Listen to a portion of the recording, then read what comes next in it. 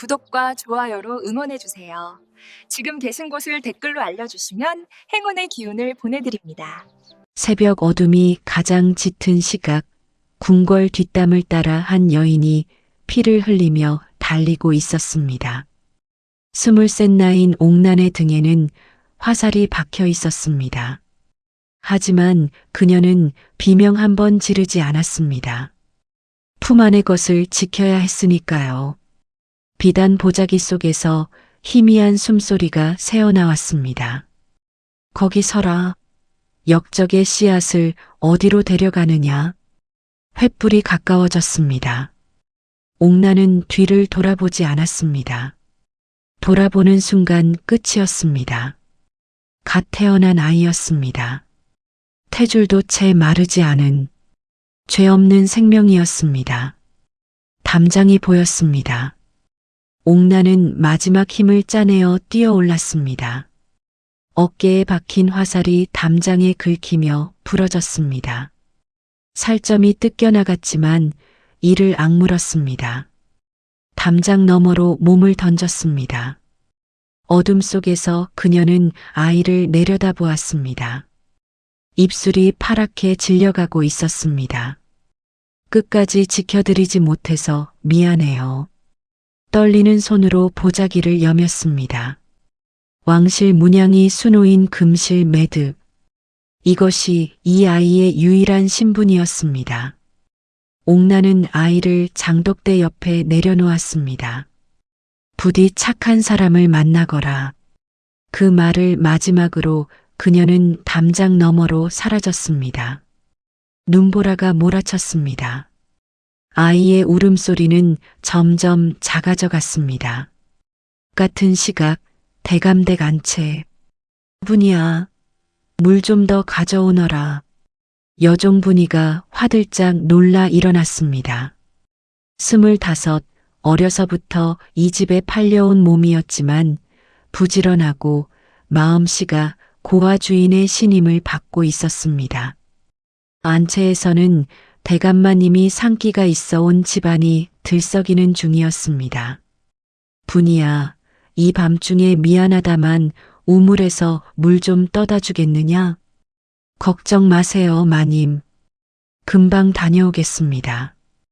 분이는 두꺼운 저고리를 걸치고 물동이를 들었습니다. 바깥은 눈보라가 치고 있었습니다. 우물로 가는 길에 장독대를 지나야 했습니다. 그때였습니다. 분이는 발걸음을 멈추었습니다. 분명히 들었습니다.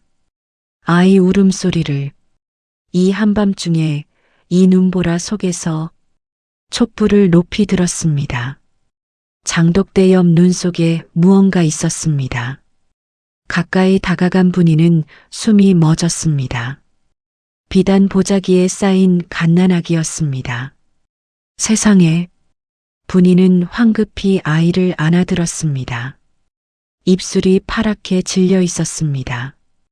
작은 손은 꽁꽁 얼어 있었고요. 그런데 이상했습니다.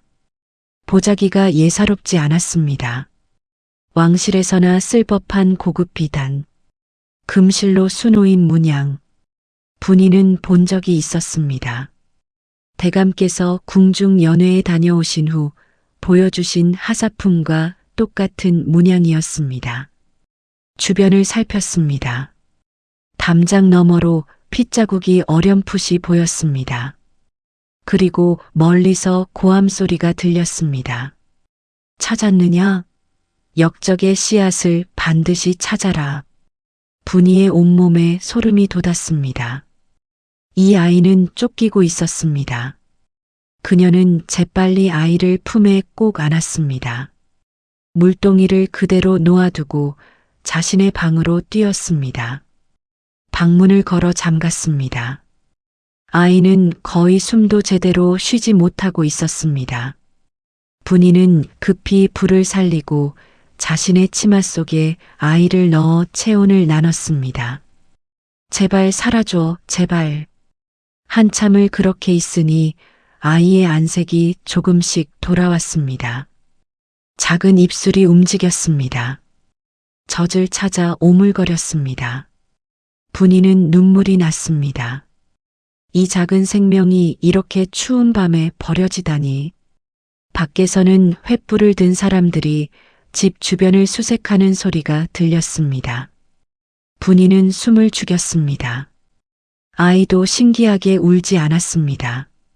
한참이 지나 밖이 조용해졌습니다. 분이는 아이를 내려다보았습니다. 눈처럼 흰 피부, 가지런한 눈썹, 놀랍도록 단정한 얼굴이었습니다. 보자기 안쪽에 작은 글씨가 수놓여 있었습니다. 한 글자, 양. 분이는 결심했습니다. 이유는 알 수 없었습니다. 그저 이 아이를 죽게 내버려 둘 수 없었습니다. 내가 지킬게. 누구에게도 들키지 않게. 분이는 비단 보자기를 방바닥 깊숙이 숨겼습니다. 그리고 낡은 무명천으로 아이를 다시 감쌌습니다. 이름을 뭐라 지을까? 눈 속에서 만난 아이. 눈처럼 맑고 깨끗하게 자라거라. 서아. 상서로울 서, 아이야. 서아라 부를게. 아이는 편안한 듯 작게 미소 지었습니다. 분이는 눈물을 흘렸습니다. 자신의 아이가 아니었지만 이 순간부터 이 아이는 자신의 아들이었습니다. 석 달이 흘렀습니다. 서아는 분이의 정성스러운 돌봄 속에 무럭무럭 자랐습니다. 문제는 젖이었습니다. 분이는 아이를 낳은 적이 없어 젖이 나오지 않았습니다. 그녀는 밤마다 몰래 집을 빠져나가 마을 산모들을 찾아다녔습니다. 아씨, 제발 부탁드립니다. 제 아이가 배를 골고 있사옵니다. 종년 주제에 무슨 자식이 있어? 제 언니의 아이입니다. 언니가 산후병으로 앓아누워. 거짓말이었습니다. 하지만 서아를 살리기 위해 분이는 거짓을 말해야 했습니다. 어떤 산모는 욕을 하며 쫓아냈고 어떤 이는 동정심에 조금씩 나눠주었습니다. 분이는 그렇게 얻은 젖을 헝겊에 적셔 서아에게 먹였습니다. 미안해, 서아. 엄마가 무능해서. 자신의 밥을 굶으면서도 쌀을 조금씩 빼돌려 미음을 쑤었습니다. 몸은 점점 야위어 갔지만 서아는 건강하게 자랐습니다. 그것으로 충분했습니다. 어느 봄날 오후였습니다. 분이가 빨래를 넣는 사이 서아가 혼자 마당을 기어다니고 있었습니다. 그때 대감이 사랑채에서 나왔습니다. 발밑에 무언가 걸렸습니다. 내려다보니 기어다니는 아이였습니다. 이게 뭐냐? 분이가 황급히 달려왔습니다. 대감 마님, 제가 거두어 키우는 아이이옵니다. 눈 속에 버려진 것을. 뭐? 종년이 주제도 모르고 대감댁 마당에서 이런 짓을? 대감의 얼굴이 굳었습니다. 당장 저리 치워. 대감 마님, 이 아이는 갈 곳이 없사옵니다. 제 방에서 조용히 키우겠사오니 제발. 시끄럽다. 대감의 발이 번쩍 들렸습니다. 쾅! 서아가 놓여있던 강보가 마당 한복판으로 날아갔습니다. 서아가 울음을 터뜨렸습니다. 대감 마님. 분이가 달려가 서아를 안았습니다. 서아의 이마에 붉은 자국이 생겨 있었습니다. 대감은 분이를 내려다보았습니다. 경고는 한 번이다. 다음에 또 이 아이 얼굴을 보면 그날로 내쫓는다. 대감이 돌아서 사랑채로 들어갔습니다. 분이는 서아를 꼭 껴안았습니다. 서아의 이마에 맺힌 붉은 자국에 입술을 댔습니다. 미안해, 서아야. 엄마가 지켜주지 못해서 미안해. 서아는 분이의 저고리를 꼭 쥐었습니다. 분이의 눈물이 서아의 이마 위로 떨어졌습니다. 그날 이후 분이는 더욱 조심스러워졌습니다. 서아가 울면 황급히 입을 막았습니다. 낮에는 방 안에만 있었고 바깥바람은 밤에만 쐬었습니다. 하지만 대감의 눈을 피하는 것도 한계가 있었습니다. 어느 날 대감이 분이를 불렀습니다. 내 방에서 아이 소리가 났다. 대감 마님, 제가 잘못했습니다. 잘못이 아니라 죄다. 대감이 분이의 머리채를 잡았습니다.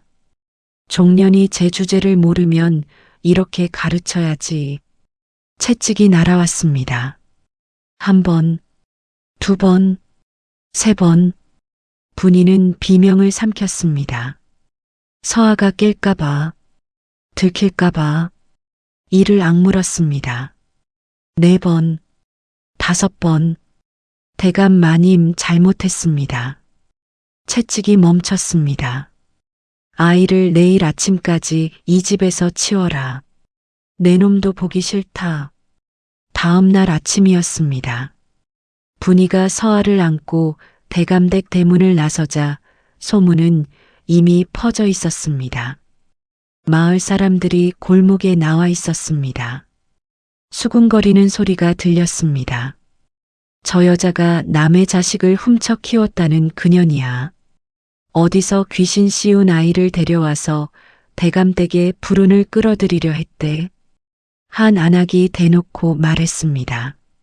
저 아이 얼굴 좀 봐. 역병이라도 옵는 거 아니야? 아이들이 돌멩이를 집어들었습니다. 쫓겨난 종년, 돌멩이 하나가 날아와 분이의 등을 맞췄습니다. 채찍 자국 위였습니다. 분이는 신음을 삼켰습니다. 서아의 얼굴을 자신의 가슴에 묻었습니다. 괜찮아, 서아야. 엄마가 있어. 골목 끝 우물가 안악이 말했습니다. 저 아이가 크면 어디 가서 뭐가 되겠어. 종년의 손에서 자란 아이가 어디 가서 죽겠지 뭐. 그 말이 비수처럼 꽂혔습니다. 분이는 골목 끝에서 무릎을 꿇고 말았습니다. 등에 채찍 자국이 옷에 스쳐 쓰라렸습니다. 서아가 분이의 얼굴을 작은 손으로 만졌습니다. 마마마. 분이는 서아를 꽉 안았습니다. 가자, 서아야. 우리 갈 곳이 없지만 가자. 눈이 내리는 겨울밤이었습니다. 꼭 서아를 처음 만난 그날 밤처럼. 서아야, 엄마가 있잖아. 엄마가 너를 지킬 거야. 분이는 맨발로 산길을 걸었습니다. 신발이 진흙탕에 빠져 벗겨진 것을 느끼지도 못했습니다. 발이 얼어붙고 피가 났지만 걸음을 멈추지 않았습니다. 한참을 걷자 저 멀리 작은 절 하나가 보였습니다. 해인사, 자비로운 노스님이 계신다는 소문을 들은 적이 있었습니다. 스님, 스님. 분이는 절 문을 두드렸습니다. 늙은 스님이 문을 열었습니다. 스님, 제발 이 아이를 살려주소서. 분이는 그 자리에서 쓰러졌습니다. 며칠을 앓았습니다. 분이가 깨어났을 때 서아는 스님의 품에서 평화롭게 자고 있었습니다. 스님은 두 사람이 절에 머물도록 허락했습니다. 분이는 절에 허드렛 일을 하며 서아를 키웠습니다. 손마디가 굵어지고 손톱이 갈라졌습니다. 대감댁에서 비단을 만지던 손이었습니다. 하지만 분이는 그 손이 부끄럽지 않았습니다. 이 손으로 서아를 살렸으니까요. 세월은 빠르게 흘렀습니다. 2살이 되자 서아가 처음으로 말을 했습니다. 엄마. 그 한마디에 분이는 세상을 다 가진 기분이었습니다. 서아가 5살이 되던 봄, 스님이 말했습니다. 이 아이를 가르치겠소. 천한 것도 귀한 것도 없소. 그저 하늘의 아이일 뿐이요. 서아의 학습 속도는 놀라웠습니다. 한 번 들으면 잊지 않았습니다. 10살이 되자 이미 많은 양반 자제들보다 글을 잘 읽었습니다. 스님이 감탄했습니다. 이 아이는 범상치 않습니다. 그 말에 분이는 기쁘면서도 두려웠습니다. 서아야, 너무 나서지 마라. 왜요, 어머니? 그냥 이 어미가 걱정돼서. 서아는 어머니의 눈빛에서 두려움을 읽었습니다. 하지만 묻지 않았습니다. 어머니가 말하고 싶을 때 말하겠지. 서아가 15이 되던 해봄이었습니다. 해인사에 낯선 노인이 찾아왔습니다. 남루한 옷차림이었지만 눈빛이 예사롭지 않았습니다. 그 눈이 서아의 얼굴에 닿는 순간 노인의 몸이 굳었습니다. 혹시 목에 붉은 자국이 있느냐? 태어날 때부터 있었다 합니다만 노인의 눈에 눈물이 맺혔습니다. 저는 이 아이의 외조부입니다. 그날 밤 분이는 서아를 붙잡고 20해 동안 숨겨온 진실을 모두 말했습니다. 눈 속에서 발견한 이야기, 비단 보자기, 왕실 문양, 핏자국. 서아는 충격에 빠졌습니다. 그럼 저는 누구입니까? 모른다. 하지만 너는 왕실과 관련된 아이다. 서아야, 우리 떠나자. 아무도 모르는 곳으로. 서아가 분이의 손을 잡았습니다. 거칠고 굵어진 손이었습니다. 이 손이요. 응? 어머니, 이 손. 저 때문에 이렇게 되신 거잖아요. 밥을 굶으시면서 저를 먹이셨잖아요. 맨발로 눈길을 걸으셨잖아요. 채찍을 맞으시면서도 저를 놓지 않으셨잖아요. 분이의 눈물이 흘렀습니다. 어머니, 이제는 제가 지킬 차례입니다. 외조부 노인이 조용히 말했습니다. 서아야, 임금께서 너의 아버지 폐쇄자의 억울함을 풀어주려 하신다. 이미 진상조사가 시작되었고 영모가 누명이었음이 밝혀지고 있다. 임금께서 너를 찾고 계신다. 서아가 물었습니다. 임금께서 저를 부르신다면 가겠습니다. 하지만 조건이 있습니다. 조건? 제 어머니 분이도 함께 궁으로 모셔야 합니다. 저 혼자는 가지 않겠습니다. 노인은 잠시 침묵했습니다. 그리고 고개를 끄덕였습니다. 그리하겠다. 분이가 서아의 손을 잡았습니다. 서아야, 걱정 마세요, 어머니. 제가 있잖아요. 사흘 후 서아와 분이는 나란히 궁으로 향했습니다. 해인사를 떠나는 날 아침, 서아는 스님께 절을 올렸습니다. 스님이 말했습니다. 세상에 나가서도 그 마음 잃지 마시오. 가장 낮은 곳에서 배운 것이 가장 높은 곳에서도 빛나는 법이요. 서아는 고개를 끄덕였습니다. 그리고 분이의 손을 꼭 잡고 걸었습니다. 임금 앞에 무릎을 꿇었습니다. 임금은 늙어 있었습니다. 폐쇄자의 일로 마음고생이 심했던 탓이었습니다. 내가 살아 있었구나. 임금의 목소리가 떨렸습니다. 내가 내 아들을 지키지 못했다. 내 손자마저 잃은 줄 알았더니. 서아가 말했습니다. 전하, 한 가지 여쭤도 되겠습니까? 말하거라. 저를 키워주신 분이 있습니다. 이름은 분이 대감댁의 여종이었습니다. 저를 품에 안고 눈길을 맨발로 걸으신 분입니다. 배를 고르면서 저를 먹이신 분입니다. 저를 지키려다 채찍을 맞으신 분입니다. 임금이 조용히 듣고 있었습니다. 그분의 손이 이렇게 되어 있사옵니다. 서아는 자신의 손을 내보였습니다. 제가 어머니 손을 수십 번 따라 그린 것입니다. 이것이 20해 동안 저를 살린 손이옵니다. 임금의 눈에 눈물이 맺혔습니다. 내가 지켜주지 못한 손자를 그 여인이 살렸구나. 임금의 명이 떨어졌습니다. 분이를 이리 모셔라. 왕실의 은인이다. 문이 열리고 분이가 들어서자 조정 신하들이 일제히 그녀를 바라보았습니다. 낡은 치마 저고리, 거칠고 굵은 손, 등이 약간 굽은 여인. 신하들이 수군거렸습니다. 저 여인이 종년이라던 그분이요? 뭐가 대단하다고 저런 여자를 궁으로 불러들인단 말이요. 서아가 분이 앞에 무릎을 꿇었습니다. 어머니, 이제 제가 모시겠습니다. 내가 왕손인데 이러면 안 된다. 왕손이기 전에 어머니 아들입니다. 임금이 엄숙하게 말했습니다. 분이에게 정식으로 품계를 내리겠소. 왕실의 은인으로서 마땅한 예우를 받게 될 것이요. 그때였습니다.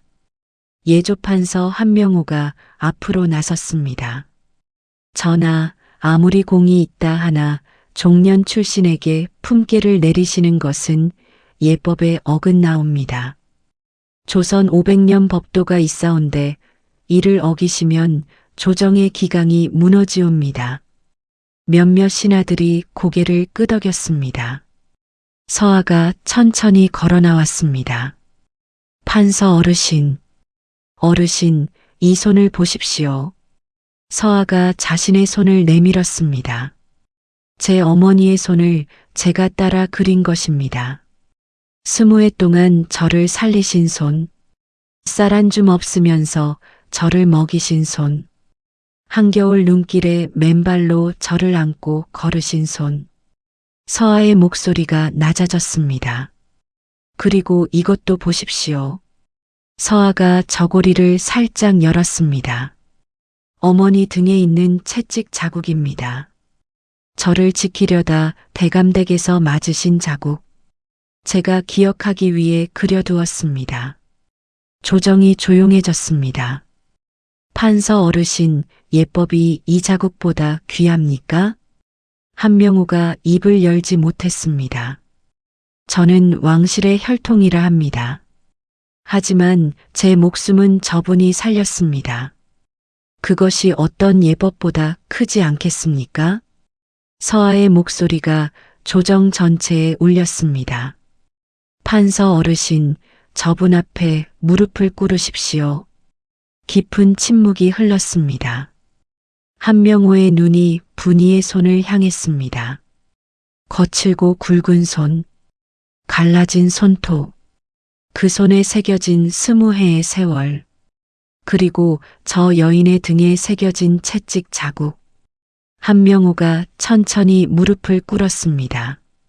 소신이 잘못 생각했습니다. 하나, 둘. 신하들이 무릎을 꿇기 시작했습니다. 그때 임금이 조용히 입을 열었습니다. 서아야. 예, 전하. 분이에게 채찍을 가한 자가 누구냐? 서아가 천천히 대답했습니다. 전라도 정대감이옵니다. 어머니를 5차례 채찍질하고 한겨울밤에 갓난아이와 함께 맨발로 내쫓아싸웁니다. 임금의 눈빛이 굳었습니다. 그자를 당장 이리 데려오너라. 잠시 후 정대감이 의기양양한 표정으로 대전에 들어섰습니다. 그러다 분이를 보았습니다. 얼굴이 하얗게 질렸습니다. 전하. 임금이 말했습니다. 내가 이 여인에게 채찍을 5차례 가했느냐? 그것은 종년이 주제를 몰라서. 종년? 임금의 목소리가 낮아졌습니다. 짐의 손자를 20해 동안 목숨 걸고 살린 여인을 종년이라 하였느냐? 정대감의 다리가 떨렸습니다. 전하 그때는 미처 몰랐사옵니다. 몰랐다는 것이냐? 임금이 자리에서 일어섰습니다. 설령 몰랐다 한들 죄 없는 여인을 채찍질하고 한겨울밤에 갓난아이와 함께 맨발로 내쫓은 것은 사람이 할 짓이 아니다. 전하, 살려주시옵소서. 소신이 잘못했사옵니다.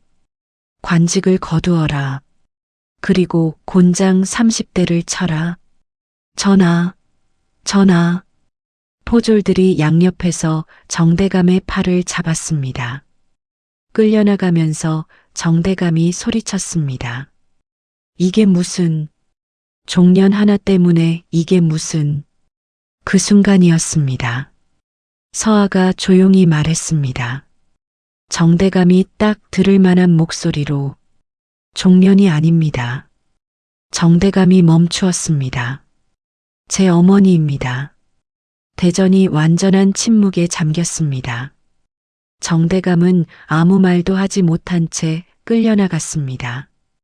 분이는 그 모든 광경을 멍하니 바라보고 있었습니다. 평생 고개를 숙이고 살아온 여인이었습니다. 종년 소리를 들으며 살아온 여인이었습니다. 서아가 다가왔습니다.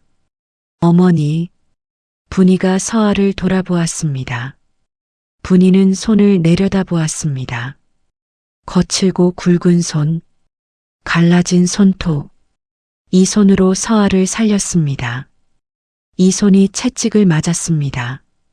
이 손이 눈길을 걸었습니다. 이 손이 틀리지 않았습니다. 분이의 눈에서 눈물이 쏟아졌습니다. 평생 처음이었습니다. 이렇게 소리내어 온 것이. 서아가 그 손을 두 손으로 감쌌습니다. 고맙습니다. 살려주셔서, 사랑해주셔서. 어머니, 이제 고개 드셔도 됩니다. 분이가 천천히 고개를 들었습니다. 조정의 신하들이 모두 그녀를 바라보고 있었습니다. 아무도 수군거리지 않았습니다. 임금이 말했습니다. 짐이 결정했소. 분이에게 정일품 품계를 내리겠소. 아무도 말하지 않았습니다. 분이는 작고 아담한 집을 하사받았습니다. 평생 종이었던 여인에게 처음으로 생긴 자신의 집이었습니다. 서아가 부엌으로 들어와 물었습니다. 어머니, 밥 다 됐어요? 이제 어머니한테 밥 얻어먹으러 왔느냐? 왕손이기 전에 아들이잖아요. 분이는 서아를 바라보았습니다. 20해 전, 눈 속에서 파랗게 질려있던 그 작은 아이가 이렇게 컸습니다. 후회 안 하세요? 그날 모른 척 했으면 지금쯤 편히. 분이가 손을 들었습니다. 서아가 움찔했습니다. 하지만 분이의 손은 서아의 뺨을 살며시 감쌌습니다. 그런 말 다시는 하지 마라. 너는 내 목숨보다 소중한 아이야. 두 사람은 한참을 그렇게 있었습니다. 밖에서는 봄바람이 불었습니다. 뒷마당에 매화가 피어나고 있었습니다. 하얗고 단정하게, 꼭 서아의 얼굴처럼. 소문은 마을 전체에 퍼졌습니다. 분이가 지나가면 사람들이 고개를 숙였습니다. 예전에 어디 가서 죽겠지라고 했던 안하기 분이 앞을 지나다 멈추었습니다. 고개를 숙였습니다. 어르신, 제가 잘못했습니다. 분이는 조용히 말했습니다. 그때는 모르셨잖아요. 안하기 고개를 들지 못했습니다. 분이는 그냥 걸어갔습니다. 원망도 없었습니다. 그저 봄바람이 좋았습니다. 눈 속에 버려진 아이 하나가 있었습니다. 그 아이를 살린 것은 권력이 아니었습니다. 신분도 아니었습니다. 맨발로 눈길을 걸을 수 있는 마음이었습니다. 자신을 굶기면서 아이를 먹일 수 있는 손이었습니다. 채찍을 맞으면서도 아이를 놓지 않을 수 있는 사랑이었습니다. 그 마음이, 그 손이, 그 사랑이 한 아이를 살렸습니다. 그리고 그 아이가 조정의 신하들을 무릎 꿇렸습니다. 악인에게 죗값을 치르게 했습니다.